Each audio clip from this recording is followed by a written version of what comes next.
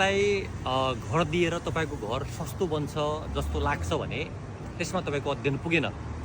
मानिलिउँ कुनै घर बनाएर तपाईँलाई 30 लाख खर्च आउँछ भने ठेकेदारलाई तपाईँले 29 लाखमा दिन खोज्नुभयो भने उसको हुनुपर्ने खासमा लागत अनुमान 30 लाख प्लस ओभरहेड हो। ओभरहेड 10 देखि 15% अथवा 5 देखि 10% हेरी ठेकेदार अनुसार हेरी होला।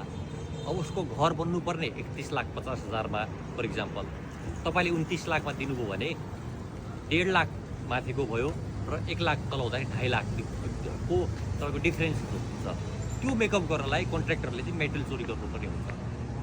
त्यो कारणले गर्दा कुन कन्डिसनमा चाहिँ मेटेरियल कन्ट्र्याक्ट दिने हो भन्ने खालको कुरा तपाईँ यदि इच्छुक हुनुहुन्छ भने तपाईँले के बुझ्नु पऱ्यो भने तपाईँसँग टाइम छैन, पैसा छ र तपाईँलाई ठेकेदारमा विश्वास छ र मैले आफूले गर्दा लाग्ने पैसा जुन छ, जुन क्वालिटी छ त्यो क्वालिटीमा चाहिँ ओभरहेड जोडेर चाहिँ ठेकेदारलाई म दिन्छु भन्ने खालको चाहिँ मेन्टालिटी छ भन्ने शर्तमा हो भने मात्र तपाईँले चाहिँ मेटेरियल कन्ट्र्याक्ट दिनु होला।